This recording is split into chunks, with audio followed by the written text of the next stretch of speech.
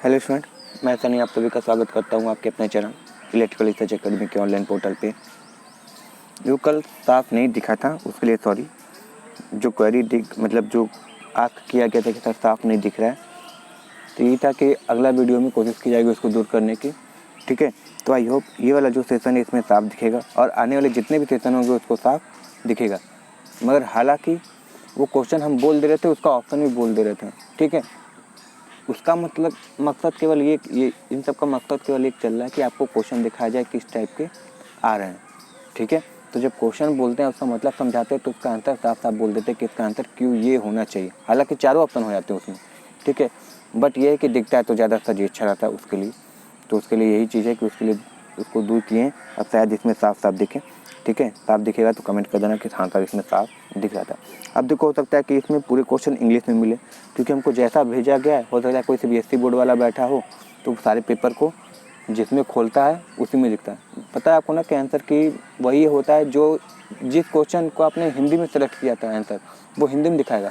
जिसको आपने इंग्लिश में सेलेक्ट करके इंग्लिश लैंग्वेज में सेलेक्ट करके इंग्लिश के ऑप्शन मारे तो ऐसा नहीं कि वो हिंदी में करके दिखाएगा, वो इंग्लिश में ही करके दिखाएगा। मतलब एज इट इज आपने जिस क्वेश्चन को जिस लैंग्वेज में आंसर मारा था उसी लैंग्वेज में वो आंसर की देता है। ठीक है, तो ये अच्छी बात होती है। सही है, तो जो आज भी सेशन स्टार्ट करेंगे, ये सेशन हमारा है 28 का सेकेंड शिफ्ट है। ठीक है, 28 का ये 28 का फर्स्ट शिफ्ट है। तो बाबू सेशन पसंद आए तो इसको लाइक शेयर और चैनल पे नए होगे तो सब्सक्राइब जरूर कर लेना। आज का सेशन स्टार्ट करते हैं। ठीक है, देखो पहला क्वेश्चन क्या है कि which lamp given in the option, मतलब निम्न विकल्प में दिए गए कौन सा ऐसा लैंप है जो DC सप्लाई पर चल सकता है। ठीक है, पर चलता है नहीं, चल सकता है। ठीक है, देखो इसका एक जो बच्चा मारा है उसका ऑप्शन नंबर A सही मारा है। वो क्या सोचा है पता है कि कौन DC पर चलता है। ठीक है, मगर इसमें पूछा है कि कौन DC पे चल सकता है, मतलब चलता इसी पे है, मगर चलाएं तो चाहें तो DC पर भी इसको ऑपरेट कर सकते हैं। तो वो केवल एक होता है फ्लोरेसेंट लैंप। ठीक है, इसको याद रखना, फ्लोरेसेंट लैंप होता है। आर्क लैंप को हमको केवल DC ही देना पड़ता है, AC नहीं दे सकते। तो जो हमारा सही आंसर हो जाएगा वो हमारा फ्लोरेसेंट लैंप हो जाएगा, क्योंकि इसको DC पर भी चला सकते हैं। ठीक है, चलाते AC पर है मगर चाहे तो DC पर भी चला सकते हैं, मगर उसमें क्या करना पड़ेगा, एक अतिरिक्त श्रेणी में प्रतिरोध जोड़ना पड़ेगा। सही है, चलो आगे देखते हैं। चलो क्वेश्चन क्या है, एक ऐसा जनरेटिंग स्टेशन जो पानी के स्थितिज ऊर्जा का इस्तेमाल करता है जो कि हाई लेवल पे स्टोर होता है। हाई लेवल मतलब बहुत ऊंचाई पे स्टोर होता है पानी। ठीक है, जिससे वो क्या करता है, बिजली उत्पादन करता है। तो हमारे पास केवल एक ही जो उच्च स्थान पे पानी को क्या करते हैं, संचित करते हैं। फिर उसके स्थितिज ऊर्जा का फ़ायदा उठाकर हम उसको गतिज ऊर्जा में बदलते हैं और अपने टरबाइन को चलाते हैं, जिससे क्या होता है, हमारा अल्टरनेटर घूमता है। तो हमारा कौन सा होता है, हाइड्रो इलेक्ट्रिक पावर प्लांट होता है। ठीक है, ये वो जो स्थितिज ऊर्जा जो पानी आती है टरबाइन तक किसके द्वारा आती है, तो सर वो पेन स्टॉक के जरिए आती है। ठीक है, इसमें सर्ज टैंक होते हैं। ठीक है, जो वाटर हैमरिंग को रोकते हैं। ठीक है, मतलब जो पाइप में थोड़ा सा चोट होती है उस चोट को कम करने का प्रयास करते हैं। अगर हाइड्रो इलेक्ट्रिक में अल्टरनेटर की बात करें तो सेलियन टाइप अल्टरनेटर का प्रयोग करते हैं या फिर नॉन सिलेंड्रिकल अल्टरनेटर का प्रयोग करते हैं। ठीक है, इसको याद रखना। चलो अगला क्वेश्चन देखते हैं। Which of the following consider the demerit of concentric winding, मतलब जब किसी वाइंडिंग मोटर में जनरेटर में कहीं पे भी जब कंसेंट्रिक वाइंडिंग करते हैं तो इनमें से क्या एक हानि है कंसेंट्रिक वाइंडिंग की, वो पूछा है। क्या है कि easy to make end connection, हाँ जो एंड मतलब जो समाप्ति छोर उसको बनाने में आसानी होती है। Easy to wind as there no overlapping of coil, इसका मतलब ये है कि ओवरलैपिंग ऑफ कॉइल नहीं होता है, यानी एक दूसरे के ऊपर कॉइल चढ़े नहीं होती, तो इसके अंदर क्या हो सकती है, हवा आसानी से पार हो सकती है, जिससे क्या हो सके, ये ठंडा हो सके। तो ये भी सही है। इसके पास जानते हो क्या होता है, मोर स्पेस होता है कूलिंग का। वही है ना कि जब इसके बीच में से हवा गुजरेगी तो क्या होगा, ज़्यादा ठंडा रहेगा। तो इसके बीच में स्पेस भी ज़्यादा होता है, जगह खाली होती है जिससे वो कूलिंग हो सके। अब सबसे इम्पोर्टेंट चीज़ ये है कि जो कंसेंट्रिक वाइंडिंग है ना, बहुत जटिल वाइंडिंग होती है। सही है, जिसके लिए क्या चाहिए होता है, स्किल्ड लेबर की आवश्यकता होती है। ठीक है, स्किल्ड लेबर की आवश्यकता होती है, सबसे बड़ी हानि इसकी यही है। ठीक है, कंसेंट्रिक में क्या होता है, थोड़ा हार्मोनिक ये सब भी ज़्यादा होता है। सही है, और इसका प्रयोग किस लिए करते हैं, तो इसका प्रयोग हमारा होता है हाई वोल्टेज के लिए, ठीक है। तो ये सब चीज़ें याद रखना कि ये इसका डिमेरिट है, सही है ना। मतलब क्या कहते हैं, एक्सपीरियंस वालों की आवश्यकता होती है, सही है ना। चलो अगला है which of the following is not a characteristic of ideal transformer. मतलब आइडियल ट्रांसफार्मर के लिए निम्न में से क्या एक उसका विलक्षण नहीं है, ठीक है। पहला, जीरो आयरन लॉस होना चाहिए। तो सर सही बात है, अगर आदर्श है तो लॉसेस तो जीरो ही होनी चाहिए। तो आयरन लॉस हो चाहे कॉपर लॉस हो, जीरो होनी चाहिए। तो सर आयरन लॉस शून्य होनी चाहिए। लीकेज नहीं होनी चाहिए, हाँ सर नहीं होनी चाहिए। तो ये सब उसके गुण है। डी देखते हैं, बाइंडिंग रेसिस्टेंस शून्य होनी चाहिए, मगर होती कितनी है, अनंत होती है। आदर्श में शून्य होती है। तो 1 2 3 ये तो सही है, मगर तीसरा पॉइंट पढ़ो, कॉपर लॉस 50% होता है। अभी जब बोले कि लॉसेस नहीं होनी चाहिए तो कॉपर लॉस भी शून्य होनी चाहिए ना, ठीक है। तो 50% कॉपर नहीं 0% कॉपर बोले होते तो सही हो जाता, सही है। तो यही इसकी क्या है, एक अभिलक्षण या फिर इसका एक ये गुण नहीं है, ठीक है। आइडियल ट्रांसफार्मर की बात करते हैं, सही है ना। चलो आगे देखते हैं क्या बोला है। At the time of starting, यानी स्टार्टिंग के समय स्क्वायर केज इंडक्शन मोटर किस में कनेक्ट किया गया है, स्टार में किया गया है, ठीक है। क्यों किया जाता है सर, इसलिए किया जाता है कि हम क्या कर सकें, उसके लाइन वोल्टेज को क्या कर सकें, 1/√3 कम कर सकें, ठीक है।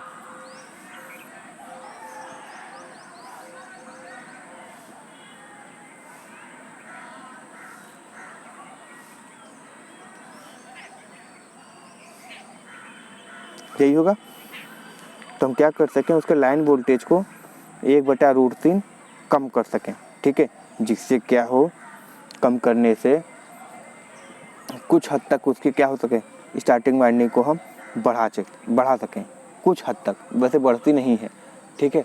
क्योंकि इसमें क्या होता है, हम रोटर में तो वाइंडिंग होती नहीं है कि इसमें रेसिस्टर जोड़ दें, ठीक है। रेसिस्टर जोड़ें तो टॉर्क बढ़ भी जाए, तो ऐसा कुछ होता नहीं। इसलिए क्या होता है, कुछ हद तक जो बन पड़े वो हम कर दें। तो क्या करते हैं, ये देख लो, ये वाली कहानी, यही कहानी होती है स्टार में, इसके लिए करते हैं, सही है ना। चलो अगला देखते हैं।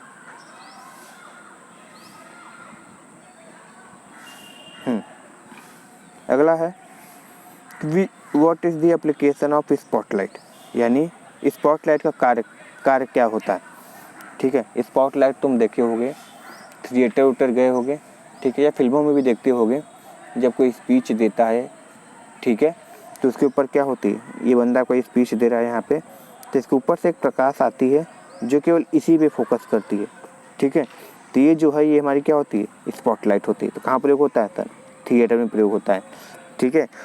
अब तुम रईसी के लिए होम में करो वो अलग की बात है, मगर होती कहाँ है, थिएटर में होती है, ठीक है। चलो आगे देखते हैं। What is the disadvantage of bridge rectifier, यानी सेतु दृष्टिकारी, यानी ब्रिज रेक्टिफायर का जो को दृष्टिकारी बोलते हैं, उसका हानि क्या है, डिसएडवांटेज क्या है। पहला दिया है, इसमें जो नंबर ऑफ डायोड होते हैं वो हाई होता है हाफ वेव रेक्टिफायर का। हाँ सर, इसमें क्या होते हैं, 4 लगते हैं, जो कि सेंटर टेप में कितने लगते हैं, या फिर हाफ में भी बात करें तो एक ही लगता है। तो क्या ये 4 अधिक लगा है, ठीक है। तो ये तो बात सही बोल रहा है, ठीक है। तो कि ये हानि तो समझ में आ रही है। अच्छा दूसरा देखते हैं, the rectifier efficiency of bridge rectifier is double of the half wave rectifier. तो एफिशिएंसी तो इसकी डबल होती है, ठीक है। इसका कितना होता है, 41.6 होता है, सॉरी 80.6 होता है, जिसका 81.2 होता है। तो ये तो फायदा हो गया जी, नुकसान कैसे हुआ, ठीक है। अच्छा ये तो फायदा हो गया, नहीं ये तो ऑप्शन कट गया। अगला देखते हैं, transformer utilization factor is high. तो ये तो सही है, यूटिलाइजेशन फैक्टर हाई होता है, तो ये भी नहीं सही होगा। रिपल फैक्टर कम हो जाता है, हाँ सर रिपल फैक्टर कम होता है, जिससे रिपल वोल्टेज का मान भी कम हो जाएगा और रिपल करंट का भी मान कम हो जाता है। तो हमको बस यही एक डिसएडवांटेज दिखा है, कौन सा, यही वाला, ये कि सर एक हाफ ब्रिज रेक्टिफायर में, सॉरी हाफ वेव में 1 हुआ था, इसमें 4 करना पड़ रहा है, तो थोड़ा बहुत महंगा पड़ जा रहा है हमको, ठीक है। इसलिए क्या हो जाएगा, ऑप्शन नंबर ए सही हो जाएगा। चलो अगला देखते हैं।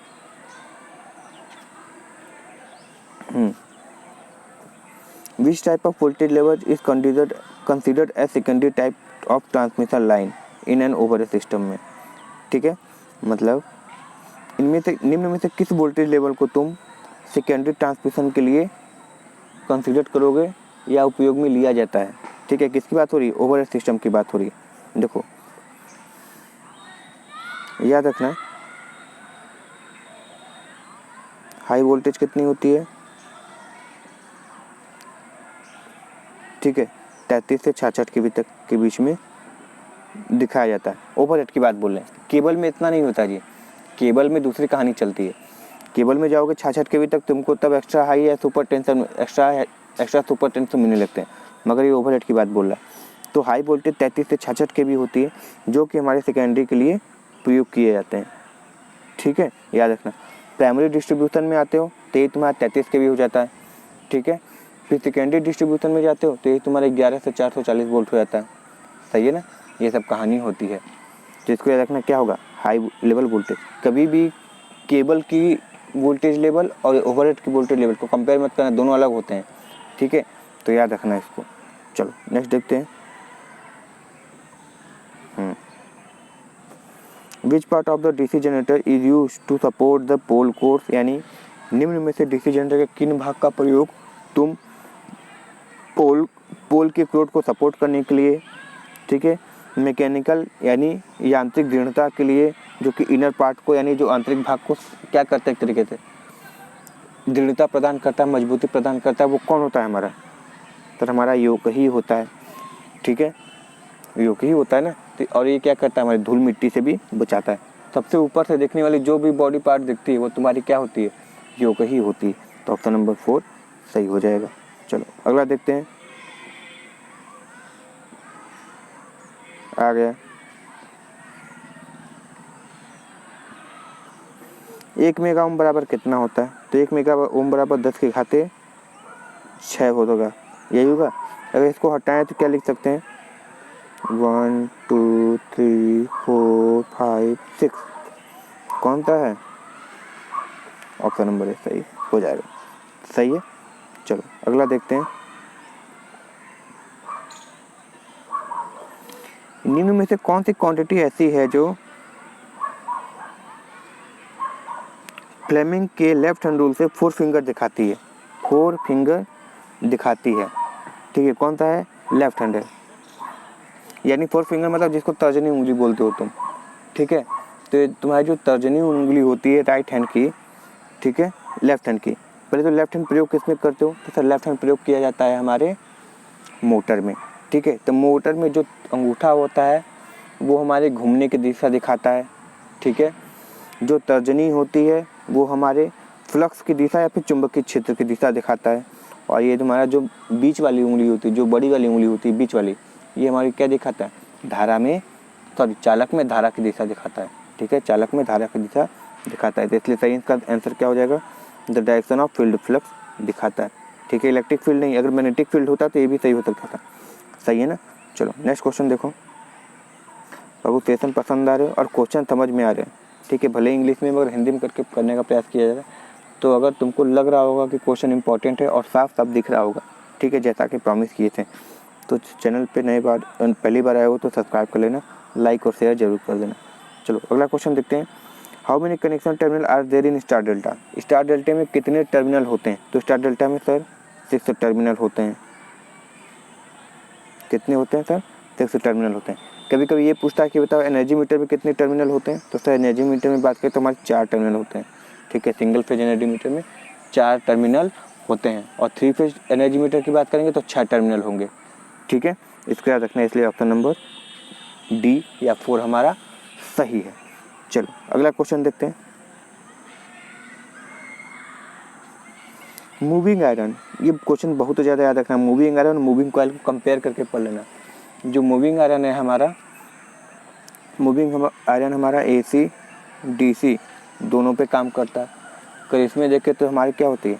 एयर फ्रिक्शन डैम्पिंग का प्रयोग होता है। किसमें?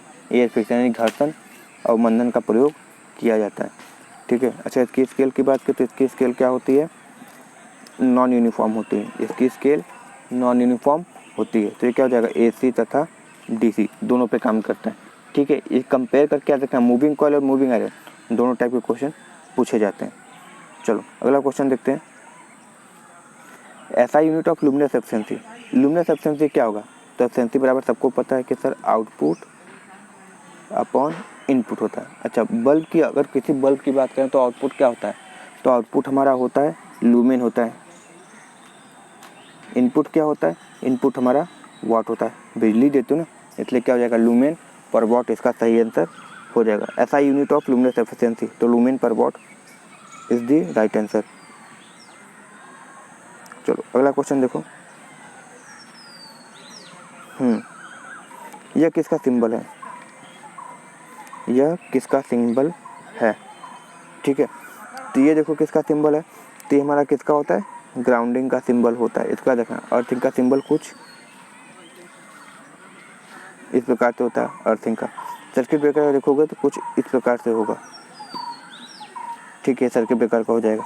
लाइटनिंग रजिस्टर का अलग होता है। लाइटनिंग रजिस्टर का कुछ इस प्रकार से होता है। ठीक है, कभी कभी एंटीना की तरह भी दिखाता है, कभी कभी लाइटनिंग रजिस्टर का ऐसा सिंबल होता है। तो क्या हो जाएगा? ऑप्शन नंबर 4 सही आंसर हो जाएगा। ठीक है, चलो अगला क्वेश्चन देखते हैं। अल्टरनेटर, जो अल्टरनेटर होता है उसकी रेटिंग किस में देते हैं? केवीए में दो चाहे एमवीए में दो। अल्टरनेटर दो प्रकार की, सैलिएंट, नॉन सैलिएंट। सैलिएंट का प्रयोग हाइड्रो में और नॉन सैलिएंट का हम ये थर्मल पावर प्लांट में यूज़ करते हैं। ठीक है, इसको याद रखना। सिलेंड्रिकल में क्या होती है? स्पीड ज़्यादा होती है, सैलिएंट में स्पीड कम होती है। सही है, चलो नेक्स्ट क्वेश्चन देखते हैं। आई होप समझ में आ रहा होगा। किलोवाट किसकी यूनिट होती है? पावर की होती है। किलोवाट आवर इलेक्ट्रिकल एनर्जी की।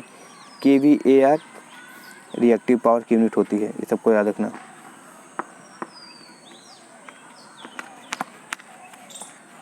Maximum efficiency of power factor में भी, maximum value of power factor में भी, यानी पावर फैक्टर की मैक्सिमम वैल्यू कितनी हो सकती है? कॉस फाई की वैल्यू, यानी कॉस की वैल्यू कितनी हो सकती है? मैक्सिमम 1 हो सकती है। और ये किस पे हो सकती है? 0 डिग्री पे। ठीक है, जो कि प्योर रेसिस्टर पे होता है, यानी यूनिटी पावर फैक्टर इसका सही आंसर हो जाएगा। सही है, चलो आगे देखते हैं। Which type of finding wire is used for a submersible pump? सही है, सबमर्सिबल पंप के लिए कैसा प्रयोग करोगे? सर कॉपर वायर तो हो मगर पीवीसी कवर। क्यों? क्योंकि साथ सबमर्सिबल और इसके साथ क्या होता है? ये दोनों पानी के अंदर जाते हैं। ठीक है, और पानी के अंदर हमको क्या चाहिए होता है? पीवीसी यानी पॉलीविनाइल क्लोराइड, जिससे क्या हो? इससे कोई भी वायर या फिर कोई भी नमी हो या पानी अंदर उसके न जाए। ठीक है, तार के। तो क्या होता है? पीवीसी कवर्ड कॉपर वायर का प्रयोग करते हैं। चलो याद रखना, सिल्क नहीं प्रयोग करेंगे जी, ये कॉटन तक भी प्रयोग नहीं करेंगे, जो कि पानी को ऑब्जर्व करते हैं या अवशोषित करते हैं। सही है, चलो अगला क्वेश्चन देखते हैं।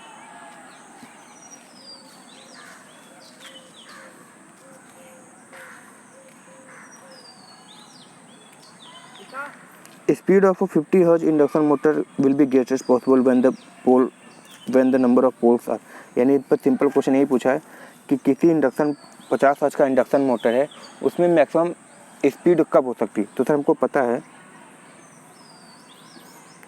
पोल कम से कम 2 ही ले सकते हैं। ठीक है, क्योंकि पेयर में होना चाहिए।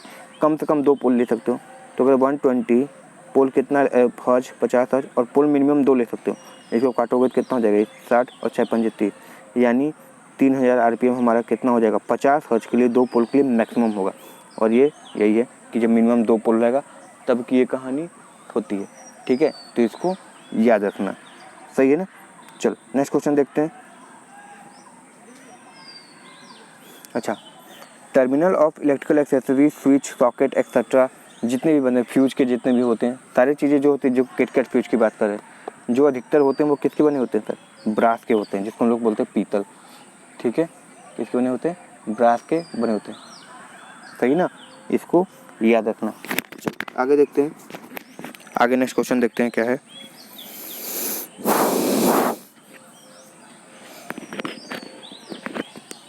एक सेकेंड, माइक निकल गया। हाँ चलो next. RMS value of alternating current क्या होता है? RMS value of alternating current क्या होता है? VRMS सबको पता है, ये करंट की बात बोला है, कोई दिक्कत नहीं है, सब अपना है। IRMS IM अपॉन √2, कभी कभी इसको 0.707 इंटू IEM भी चाहे तो आप कर सकते हो, कोई दिक्कत नहीं। तो क्या हो जाएगा 0.707 IEM। ये किसके लिए है सर? हमारी वैल्यू है एवरेज के लिए, ठीक है। किसके लिए? एवरेज के लिए वैल्यू होती है, एवरेज करंट पूछता है तब। सही है। चलो नेक्स्ट क्वेश्चन देखते हैं। इससे बहुत ज़्यादा सवाल पूछे जाते हैं जी। Which material is having negative temperature coefficient? निम्न में से किसके पास नेगेटिव टेम्परेचर कोफिशिएंट होते हैं? तो देखो, सेमीकंडक्टर, इंसुलेटर, एक इलेक्ट्रोलाइट या वैद्युत अपघट, इन तीनों की टेम्परेचर कोफिशिएंट क्या होती है? नेगेटिव होती है। नेगेटिव का मतलब सर एंटी-सी, यानी टेम्परेचर बढ़ाओगे तो रेसिस्टेंस की वैल्यू अपने आप ऑटोमेटिकली घट जाएगी। तो एक तरीके से देखें तो जो हमारी कार्बन होती है वो भी सेमीकंडक्टर की कैटेगरी में आती है, क्योंकि आउटर मोस्ट इलेक्ट्रॉन में आउटर मोस्ट सेल में 4 इलेक्ट्रॉन पाए जाते हैं, ठीक है। तो कार्बन इसका सही आंसर हो जाएगा। चलो अगला क्वेश्चन देखते हैं। Speed of a DC motor can not be changing by, यानी डीसी मोटर की जो स्पीड हम लोग चेंज करते हैं कि field flux control method, armature control method, फलाना ढिमकाना करते हैं ना, फील्ड टैपिंग, सीरीज टैपिंग, ये सब जो करते हैं, तो निम्न में से किसका प्रयोग करके हम चाहें तो डीसी मोटर की स्पीड को चेंज नहीं कर सकते? देखो एक फॉर्मूला होता है n बराबर, देखोगे तो क्या हो जाएगा, EB 60A upon P5ZN, sorry n तो नहीं रख सकते क्योंकि स्पीड यहाँ पे आ चुकी है। तो n equal to EB into 16 upon P5Z होता है। यानी जो डीसी मोटर की स्पीड है किससे चेंज हो सकती है? फ्लक्स चेंज करके हो सकती है। फ्लक्स दिया है कहीं? हाँ सर दिया है, हो सकता है। टर्मिनल वोल्टेज हो सकता है, हाँ सर। EB बराबर क्या लिख सकते हैं? EB बराबर होता है V माइनस IA RA, तो ये भी कर सकते हैं, ठीक है। अगला एक्सटर्नल रेसिस्टेंस IA RA था ना, तो RA रेसिस्टेंस हो जाएगा। मगर लेमिनेशन का फील्ड कोर का लेमिनेशन करने से केवल एक चीज़ कम होती है, वो है एडी करंट, ठीक है। स्पीड कभी वेरी नहीं करती, सही है ना। चलो नेक्स्ट देखते हैं।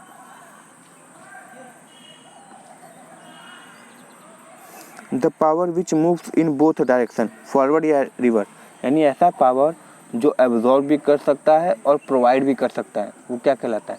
वो सर हमारा होता है रिएक्टिव पावर होता है, प्रतिकारी शक्ति ही होता है केवल।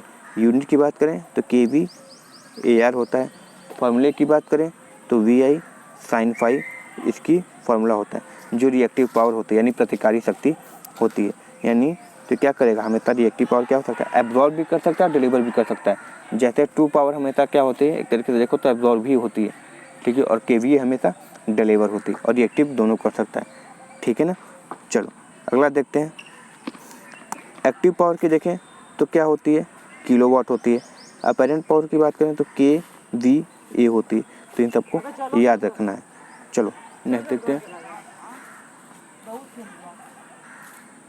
विच distance of over a system the cost of HVDC system is lesser than HVAC, यानी इनमें से किस डिस्टेंस के लिए ओवर ट्रांसमिशन सिस्टम में HVDC की जो कॉस्ट होती है HVAC की तुलना में कम होती है, ठीक है। किसके लिए? देखो 50 के लिए क्या होती है, हमारी HVAC की पावर कम, सॉरी पावर बोल रहे हैं, कॉस्ट कम होती है। 10 के लिए तो और कम हो जाएगी, और 500 के लिए 500, देखो 500 तक लगभग क्या होती है, 500 साढ़े 500 तक क्या होती है, तुम्हारी AC की लागत कम होती है, ठीक है। फिर जैसे ही HVDC होता है, ठीक है, HVDC होता है क्योंकि तब जानते हो AC में क्या होता है ना, सारी चीज़ें लॉसेज होती हैं। जैसे तुम्हारा कोरोना हो गया, फेरेंटी हो गया, प्रॉक्सिमिटी हो गया, मीजनर इफेक्ट हो गया। तो इन सबको जैसे जैसे डिस्टेंस बढ़ती चली जाती है, ये सब इफेक्ट थोड़ी थोड़ी बढ़ते चले जाते हैं, क्योंकि हमको तब हाई वोल्टेज में ट्रांसमिशन करने की आवश्यकता होती है ना, इसलिए। तो ये क्या होता है, इस चीज़ों को कम करता है। HVDC की बात करें तो DC में ये सब नहीं होता है। हालांकि वोल्टेज ड्रॉप होता रहता है, जिसके लिए बूस्टर का हम प्रयोग करते हैं DC में, ठीक है।